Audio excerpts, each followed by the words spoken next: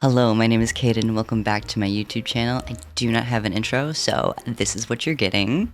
Hello again. It has not been a long time for the first time in forever. I'm gonna need you guys to do me a favor today and absolutely ignore that my hair is still semi-wet.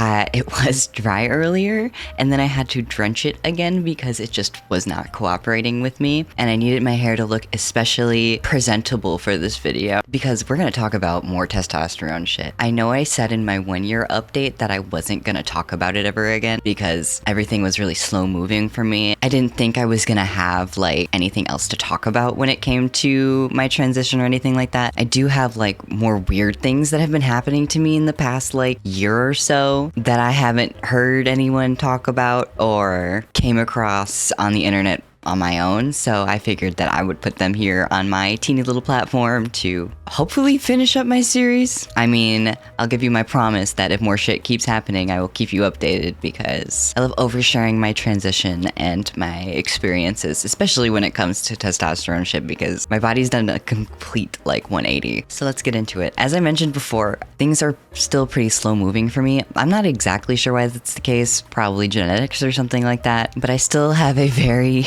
slow progress in facial hair. You literally cannot tell. Like, I wish you could, but I have like teeny little hairs on my chin now. I've been shaving my mustache just because I've been getting like stupid breakouts around my mouth recently. So it's finally like growing back, but my mustache is a little better. But still, when it comes to like body and facial changes, nothing has been like super remarkable. And I'm just gonna attribute that to my still slow moving progress. But some of the changes I do have to do are all like in a big category of like hair. So I've had like hair show up in unexpected places. Like obviously I expected thicker underarm hair, thicker body hair kind of everywhere. I wasn't expecting to get like itchy nose hair. We know I have this big hunk of metal in my nose and it's never itched before. I've had my septum pierced since I was 16. So that is, I've had my septum pierced for like almost 6 years now. And even while like gauging my septum up, nothing is itched or like anything like that. But like a few months ago, I started noticing that my like inside of my nose is itchy like all the fucking time.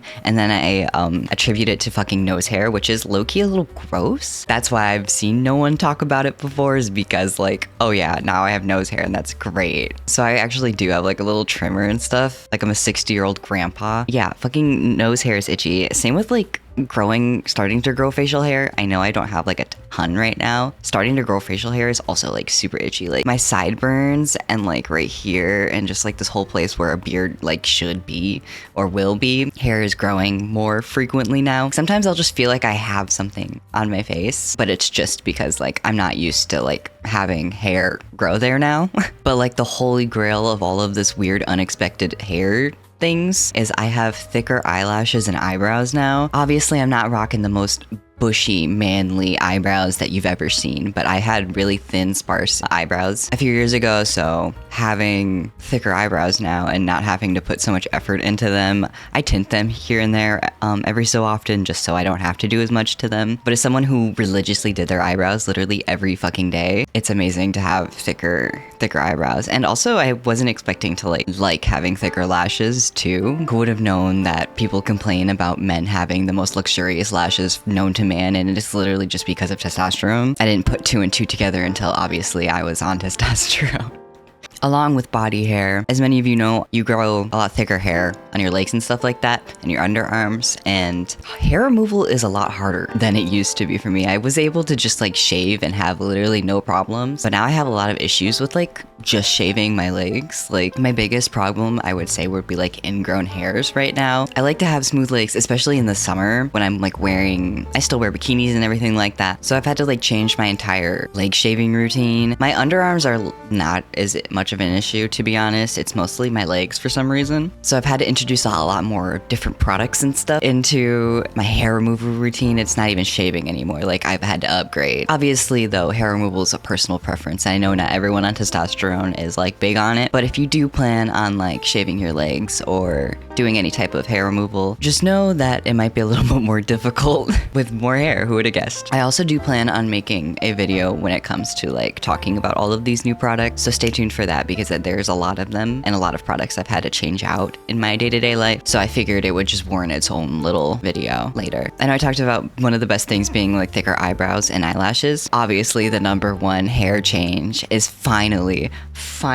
I got my testosterone curls. Fucking Jesus Christ. I don't know why it took so long for my hair to adjust. Maybe it's because I dyed it a lot and bleached it a lot and put it through the ringer and back, but I've been leaving it pretty natural for like the past few months, and I think I'm going to keep it natural for quite some time, just for the sake of my curls, waves, whatever you really want to call them. I'm not here to debate curly / wavy hair debate. All I know is that my hair is textured, and I've had to change obviously my whole hair routine because dealing with curly hair is a lot more complicated than dealing with straight hair. I'll give them that. I fucking wouldn't change it for the world. I'm so excited to actually have texture in my hair. Growing up, I just had long, pin straight hair. Maybe I'll throw a picture somewhere up here. So I'm still adjusting and trying to figure out a specific routine for my hair, but I do have it down a little bit. Luckily, thanks to the internet and just everyone sharing all of their curly hair routines. Mine's a little tricky to work with because my hair type's kind of weird because it's pretty fine, but I have a lot of it. It gets weighed down very easily, so like finding products and stuff that works for my hair has been a little bit of a challenge, but I think I've got a few that I can definitely recommend if anyone has the same hair texture or type as me that I will definitely put in that video I mentioned before. A big chunk of today's video that I actually really wanted to get into was a lot of like social changes when it comes to testosterone.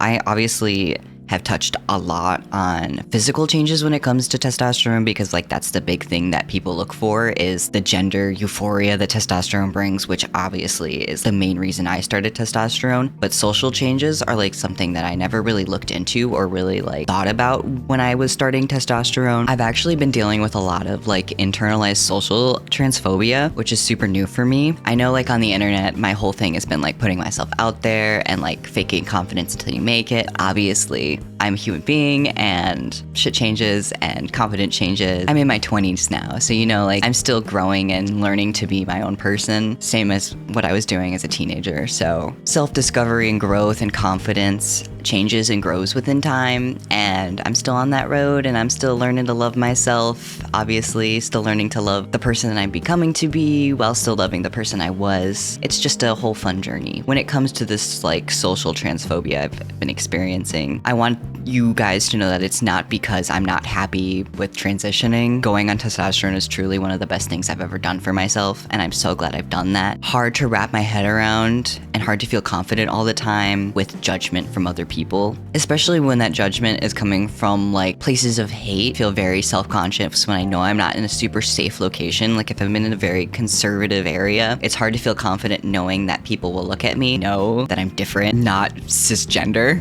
Also, especially in America right now, like our political climate and middle of election season is fucking crazy. Some of the ads I've been seeing, conservative politicians like demonizing and saying crazy shit about trans people is also like not good for like feeling confident and like a normal person in public. Same with like in relationships. Whether it be friendships or romantic situations, having to consistently come out and try to explain my situation to people can become like exhausting because at this point it's like not anything I can mask or hide because I'm so visibly trans. So this is a new mental hurdle that I've been like pushing through, and luckily I have really amazing friends and family that support me and don't treat me any differently because I'm visibly trans or because of my identity. And also luckily I have pretty thick skin from like literally growing up on the internet.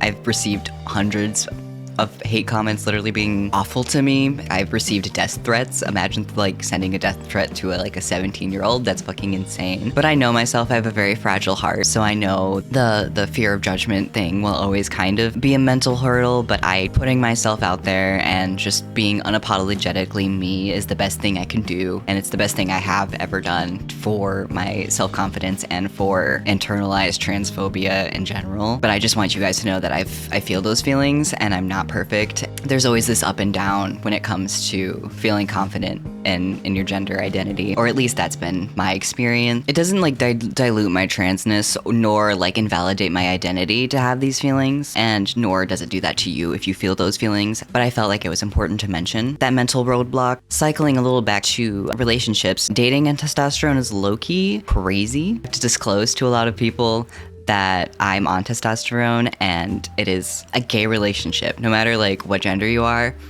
in a gay relationship with me, so I will refuse to date any straight people. And unfortunately, like a lot of people don't understand that because I still do like to present fairly feminine, especially now that I'm on T. Like I still love doing my makeup. I still like wearing like dresses and skirts occasionally. Trying to explain that to a cis person is, I want to say, confusing to a lot of them, especially the ones that are like questioning their identity and find me attractive, but still like have some sort of internalized homophobia where they won't see me as a non-binary person and will like still try to put me mentally in a binary in their head. Such a huge fear of mine in relationships is like finding my person and then finding out that they don't fully respect nor understand my identity to the point where they're just like kind of ignoring it or just like diluting it in a way, which I think is the biggest fear of dating cis people. And I do think that's like such an important thing when it comes T for T relationships, which is like trans for trans relationships. That sense of like understanding and community, the sense of understanding that like obviously no cisgender person will fully understand if you're dating a trans person. I feel like those worries and everything a lot less of an issue, to be honest, because even if every trans person's experiences are a little different, they know what it's like, won't disrespect your identity. But yeah, I haven't sworn off dating cisgender people. It's just a very different experience to go into the dating world this far into a transition and this visibly trans and not have any of those worries, especially just like safety worries in general, because people can be fucking crazy. But luckily, most of my dating experiences have been pretty okay, and I haven't gotten extremely disrespected or invalidated by anyone, thankfully. But please be safe out there. I do want to end this video on some like happy things because genuinely, I finally feel like myself. Like I feel the most me I've ever been forever. It's amazing to wake up and look in the mirror and like see a reflection that actually fits the image I've had in my head for such a long time. Like, let me tell you, gender euphoria hits. Being on testosterone has like changed my dysphoria altogether. One of the biggest things I was dysphoric about was my chest, and honestly, within the past year, I've barely noticed it. In the past, I was so like hell-bent on getting top surgery as soon as possible, like for the sake of my mental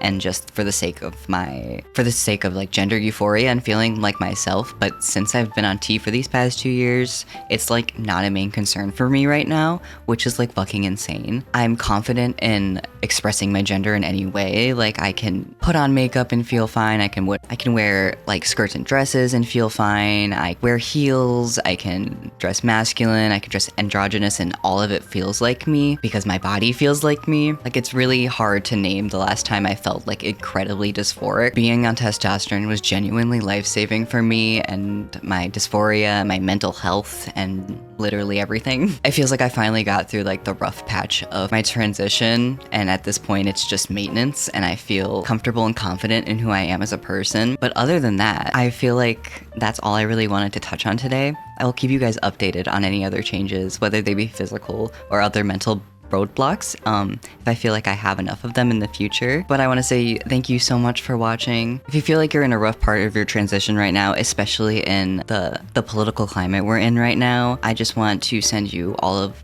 my love and all of my energy and all of my good vibes. And I hope that everyone is safe and healthy. Please vote if you can vote. There's a lot of scary stuff going on around right now, and we all have to be there for each other and be there for anyone who's suffering. But just know when it comes to being in a rough patch, whether it be mentally or because of your gender or where you are in your transition, that things will get better and you have people that love you and care about you. And if you can't think of anyone, I love you and I care about you. So please stay safe. That's all I have today. So subscribe if you want to see me pop up in your timeline. Like the video if you like it. Dislike it if you don't. I don't really care. Have a wonderful afternoon, evening, or morning, and I will see you in the next video. Goodbye.